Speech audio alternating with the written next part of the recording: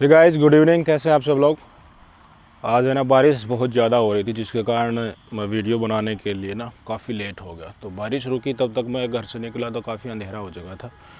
तो sorry guys video late बनाने के लिए। तो फटाफट हम अपने वीडियो की तरफ चलते हैं कि आज सुप्रीम कोर्ट में क्या क्या हुआ, और जितने आज सुप्रीम कोर्ट ने धड़ाधड़ इंडिकेशन दिए हैं, जो डिसीजन लिए हैं, और जो भी आज सुनवाई की है सुप्रीम कोर्ट ने, वो जानकर आप चौंक जाएंगे। इस देश में अगर न्यायपालिका न होती तो इस देश की सरकार क्या क्या कर सकती थी। जब से कोर्ट की छुट्टियां हुई हैं तब से लेकर लगातार इस देश के नागरिक, इस देश की पीड़ित राजनीतिक पार्टियां या पीड़ित नागरिक लगातार वेट कर रहे थे कि जैसे सुप्रीम कोर्ट खुलेगा हमारी वहां पर सुनवाई होगी, और जो भी अपने ही तरीके से भारतीय जनता पार्टी की सरकार जहां केंद्र में बैठी है, वो अपने ही ढंग से इस देश को चलाने के लिए, अपने ही संवैधानिक तरीके से देश को चलाने के लिए लगातार तत्पर रहती है। उसमें सुधार की आशंका ले एक आस लिए सुप्रीम कोर्ट की तरफ निगाहें गड़ाए बैठे थे कि जल्द ही सुप्रीम कोर्ट छुट्टियां ख़त्म होने के बाद खुलेगा और हमारे वहाँ सुनवाई होगी। और ठीक वैसा ही आज हुआ।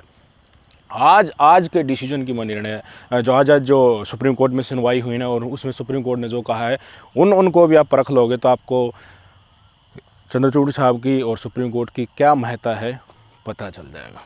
और सुप्रीम कोर्ट और न्यायपालिका नहीं होती तो इस देश में क्या हो सकता था वो भी आपको पता चल जाएगा। सबसे पहली जिक्र करूं तो मोस्ट हॉट टॉपिक है, जिस तरह से सुप्रीम कोर्ट ने, आपको पता होगा कि डिसीजन दिया था कि अफसर्स का, अधिकारियों का ट्रांसफ़र और पोस्टिंग का जो अधिकार है वो चुनी हुई सरकार के पास होना चाहिए, दिल्ली सरकार के पास होना चाहिए।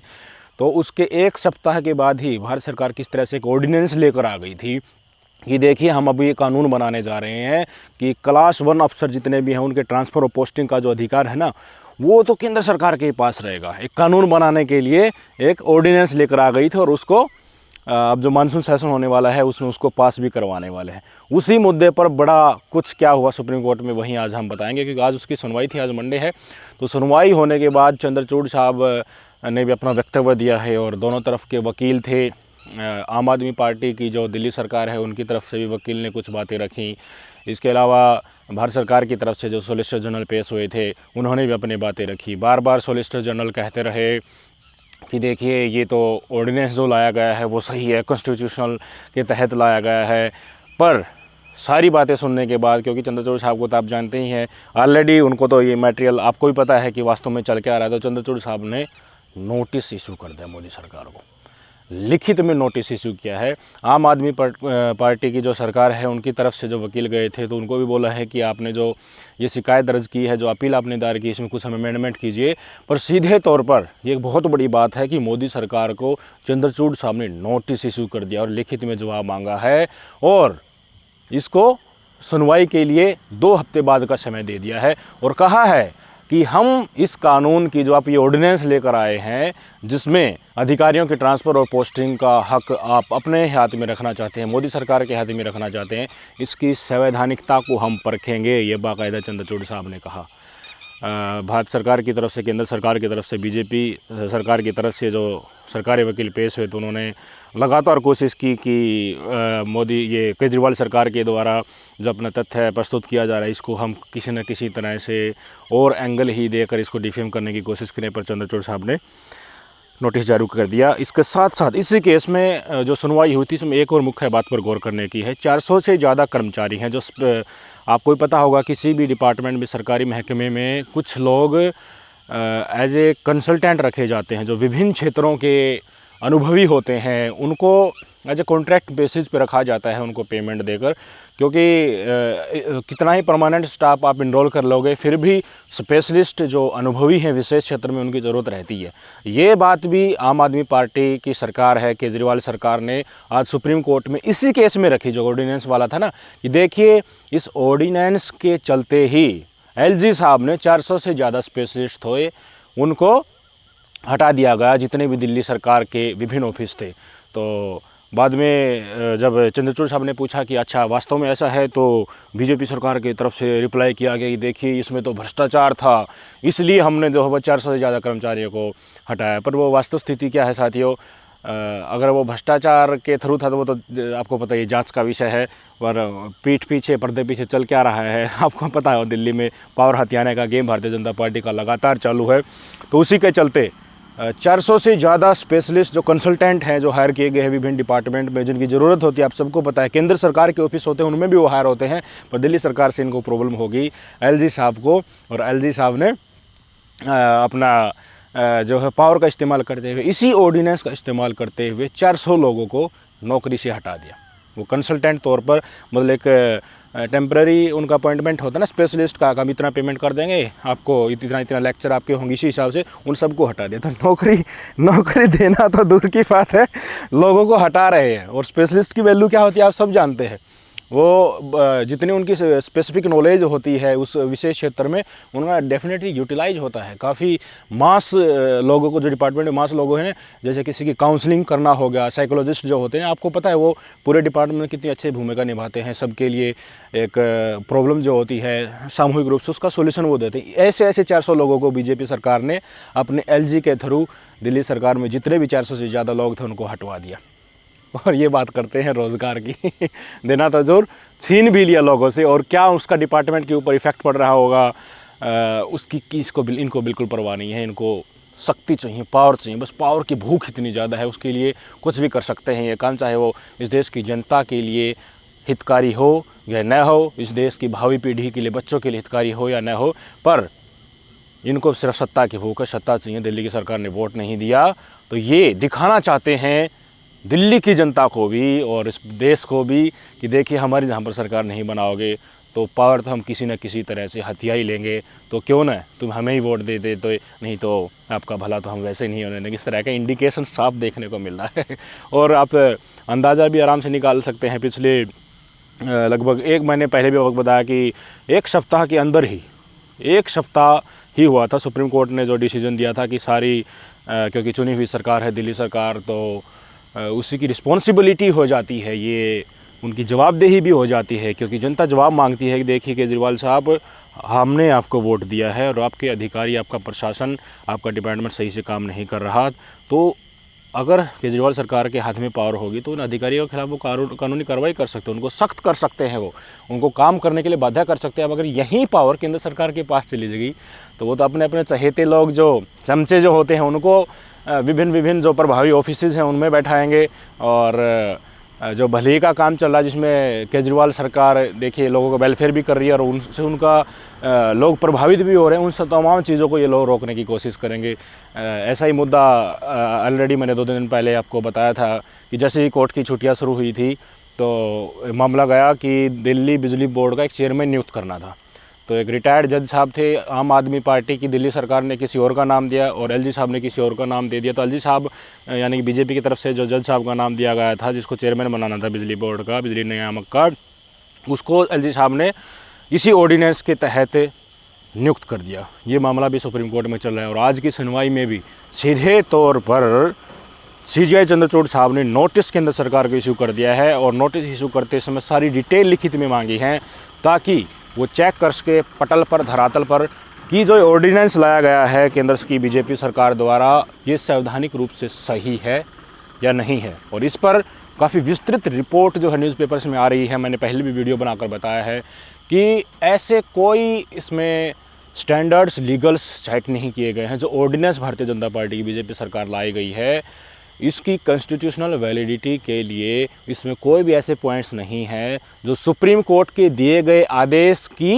लीगलिटी को चैलेंज कर सके। यानी कि एक तो सुप्रीम कोर्ट ने आदेश दिया था कि सारी की सारी ट्रांसफ़र पोस्टिंग का अधिकार दिल्ली की चुनी सरकार के पास होगा।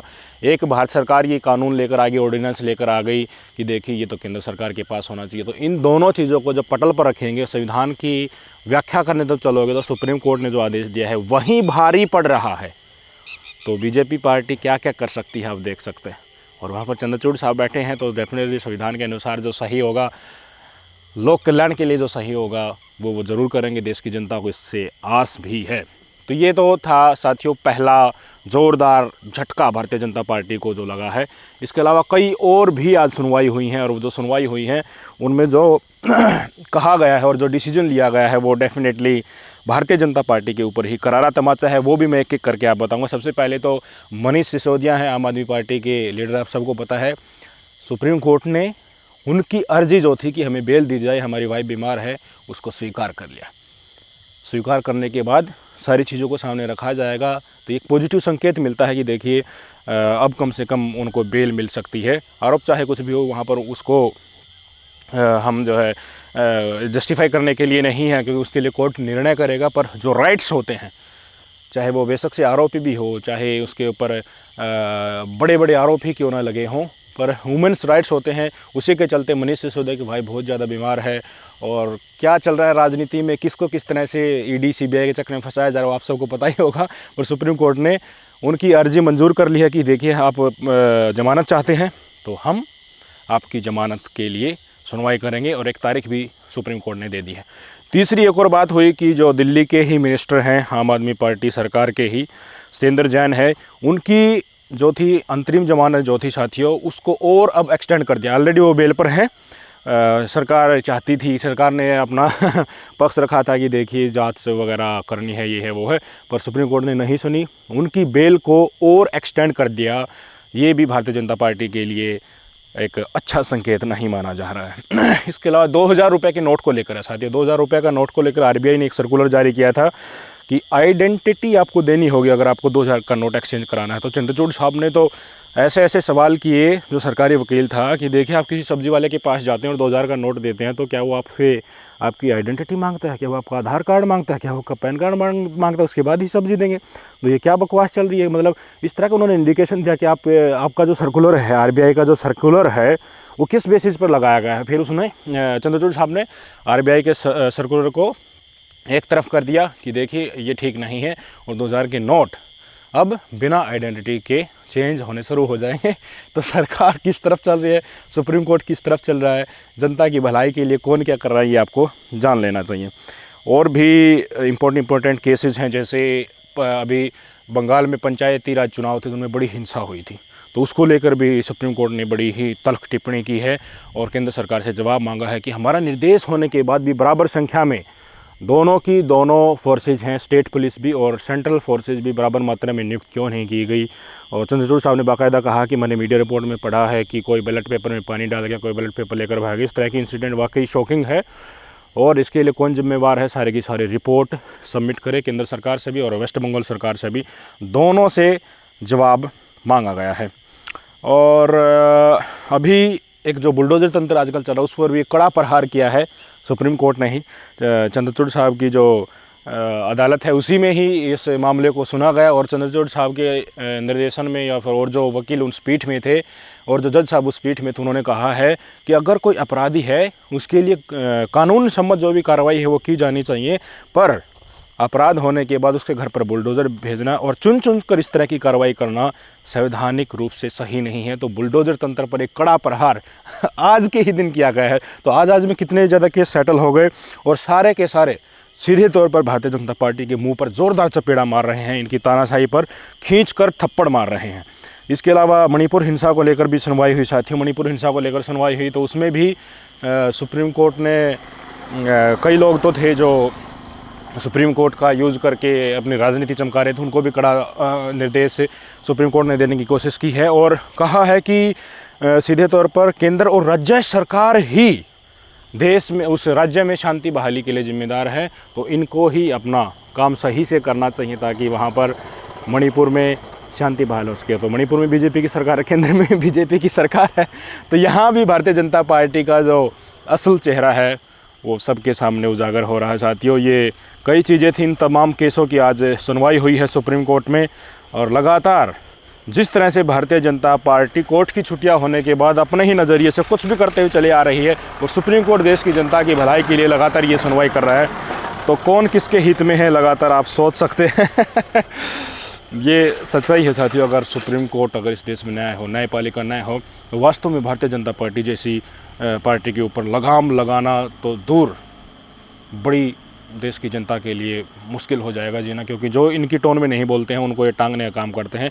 एक और मुख्य फैसला आज सुप्रीम कोर्ट के द्वारा सुनवाई के लिए लिस्ट कर लिया गया। जिस तरह से उद्धव ठाकरे की पार्टी को तोड़कर बाद में इलेक्शन कमीशन ने सारे के सारे जो सिंबल थे ना वो शिंदे गुट को दे दिए, तो इसको लेकर भी चैलेंज किया गया है और इसको सुप्रीम कोर्ट ने सुनवाई के लिए हाँ भर ली है। ठीक है, हम इसकी सुनवाई ज़रूर करेंगे और उसके लिए लिस्ट कर दिया। 31 जुलाई की तारीख भी दे दी है कि 31 जुलाई को हम इस मामले को सुनेंगे। तो आज में इतने डिसीजन लिए गए हैं।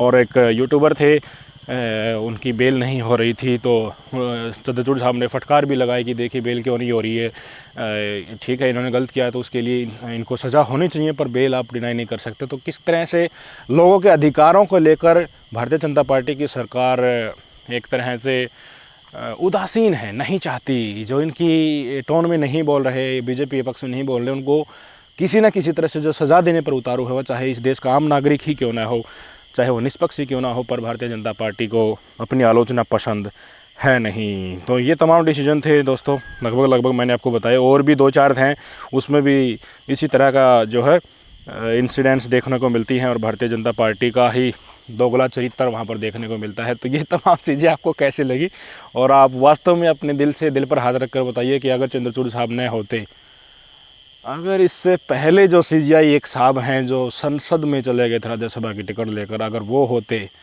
तो आज क्या हाल इस देश की जनता का होता, आप सोच लीजिए और मुझे बताइए कमेंट बॉक्स में कि देश के नागरिकों के साथ आज खड़ा कौन है।